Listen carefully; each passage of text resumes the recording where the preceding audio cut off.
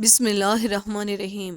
ایک ایسا عظیم الجسامت پرندہ جو کہ اپنے پنجوں سے ہاتھیوں کو اٹھا لیتا ہے، گوہے مخ میں پائے جانے والی ایک طاقتور مخلوق جس نے انسانی علاقوں میں تباہی مچا دی، لیکن جب اللہ کے پیغمبر نے اس سے بددعا دی تو اس کا انجام کیا ہوا کہ عربی لوک کہانیوں کا یہ پرندہ سچ میں وجود رکھتا تھا، اور وہ کون سے پیغمبر تھے جن کا سامنا اس دیو قامت پرندے سے ہوا۔ ہماری اس خوبصورت دنیا میں نہ جانے کتنے حسین اور حیرت انگیز راز پوشیدہ ہیں جن کی جھلک ہمیں قدیم کتابوں میں جگہ بجگہ ملتی ہے۔ انسانی تاریخ میں کئی اقسام کے عجیب و غریب مخلوقات کی کئی کہانیاں مشہور ہیں جن پر انسانی دماغ کا یقین کرنا مشکل ہے، لیکن وہیں ان کے مطابق معلومات ہمیں ان کی طرف کھینچ کر لے جاتی ہے۔ انہی موقوف الطرفی مخلوق میں ایک نام انکا ہے۔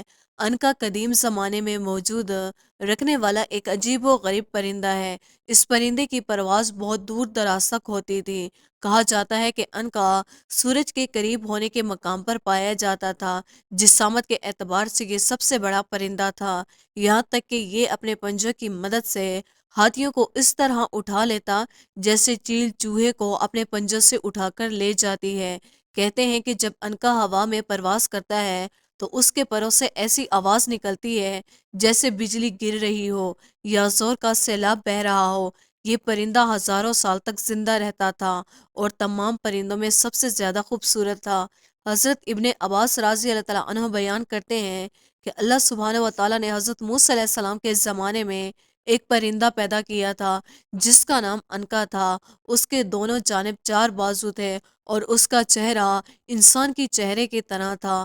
اللہ نے حضرت موسیٰ علیہ السلام کی طرف وحی بھیجی کہ میں نے دو عجیب و غریب پرندے پیدا کیے ہیں اور ان کا رزق وہ جانور ہیں جو بیت المقدس کے آس پاس پائے جاتے ہیں۔ بس پرندے کی اس جوڑے سے انکا کی نسل آگے بڑھی، لیکن جب حضرت موسیٰ علیہ السلام کی وفات ہوئی تو یہ پرندہ یہاں سے اڑ گیا اور اس نے حجاز کی سرزمین کو اپنا مسکن بنایا۔ روایتوں کے مطابق اس زمین میں عرب کے شمالی علاقوں میں اہل رس کی قوم آباد تھی۔ اہل رس کے علاقے میں ایک پہاڑ تھا جس کو مخ کہا جاتا ہے۔ اس پہاڑ میں کثرت سے جانور اور پرندے رہتے تھے جس میں انکا بھی شامل تھا۔ یہ پرندہ اس پہاڑ میں سال میں ایک ہی مرتبہ آتا تھا۔ یہ پرندہ دوسرے پرندوں کا شکار کیا کرتا تھا۔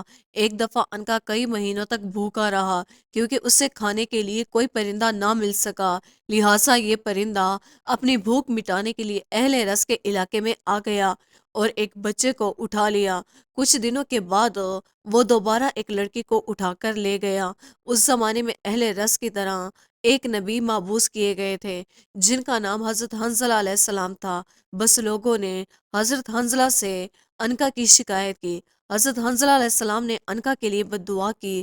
بس انکا پر آسمانی بجلی گری جس کی وجہ سے وہ جل کر ہلاک ہو گیا اور دوبارہ کبھی اس نسل کا کوئی پرندہ اس دنیا میں نہ دیکھا گیا۔ مفسرین نے لکھا ہے کہ اہل رس کو رس اس لیے کہا جاتا ہے کیونکہ جس علاقے میں وہ آباد تھے وہاں ایک کنواں تھا۔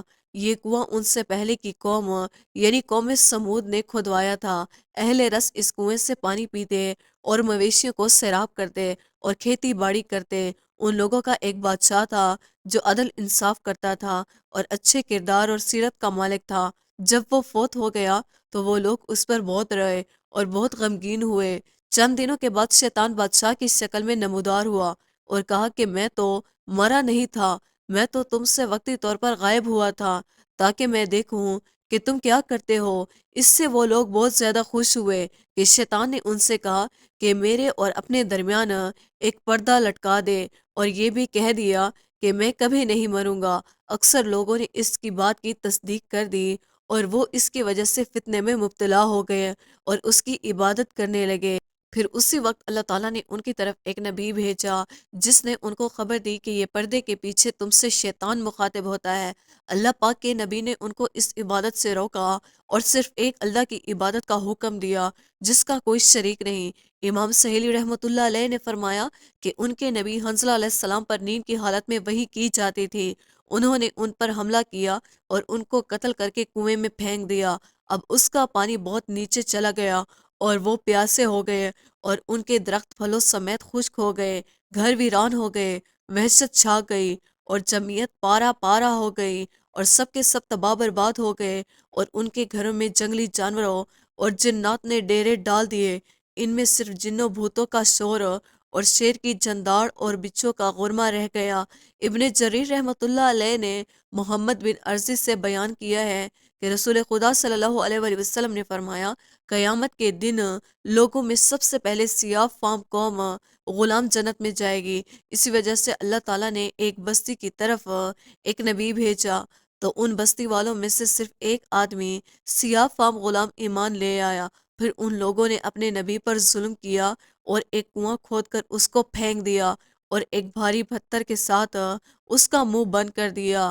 آپ نے فرمایا کہ وہ غلام لکڑیاں کٹھی کرتا اور ان کو فروخت کرتا اور اس سے پھر کھانے پینے کی چیزیں خریدتا اور اس کنویں کے پاس آتا، اللہ پاک کی مدد اور توفیق سے کنویں کی چٹان اوپر اٹھاتا، کھانے پینے کی چیزیں لٹکاتا، پھر اسی طرح پتھر اوپر رکھ دیتا جب تک اللہ تعالیٰ نے چاہا۔ وہ غلام ایسا ہی کرتا رہا۔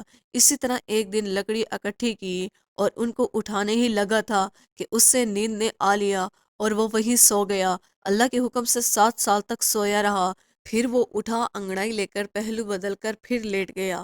اللہ تعالیٰ نے پھر اسے 7 سال تک سلائے رکھا، پھر وہ اٹھا اور لکڑیاں اٹھا کر وہ سمجھتا رہا کہ وہ دن کا کچھ حصہ سویا ہوا ہے۔ وہ بستی میں آیا، لکڑیاں فروخت کی اور کھانے پینے کی چیزیں لی اور عادت کے مطابق کنویں کی طرف آیا، لیکن وہاں کچھ بھی نہ پایا، کیونکہ بات کچھ یوں ہوئی کہ اللہ تعالیٰ نے قوم کو راہ راست کی توفیق دی اور انہوں نے اپنے نبی کو کنویں سے نکال کر اور تصدیق کی اور مسلمان ہو گئے۔ میرے اس قوم کے نبی نے سیاہ فام غلام کے متعلق ان سے دریافت کیا تو وہ کہتے تھے کہ ہمیں اس کا علم نہیں، حتیٰ کہ اللہ نے اپنے نبی کو فوت کر لیا اور سیاہ فام غلام کے بعد میں نیند سے بیدار ہوا۔ رسول اللہ صلی اللہ علیہ وسلم نے فرمایا، وہ سیاہ فام غلام بحشت میں سب سے اول داخل ہوگا۔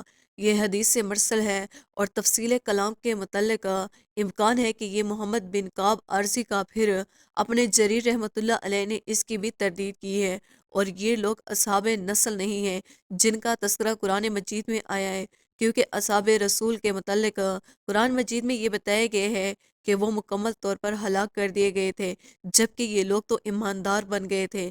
ہاں، ممکن ہے کہ آباء و اجداد کے ہلاکت کے بعد ان کی نسل کے کچھ لوگ نبی پر ایمان لائے ہوں۔ اللہ ہم سب کو ایمان کی روشنی میں لائے اور ہمارا خاتمہ ایمان پر کرے۔ دوستو، امید کرتے ہیں ہماری آج کی ویڈیو آپ کو پسند آئی ہوگی۔ ویڈیو کو لائک اور سبسکرائب کرنا نہ بھولیے گا۔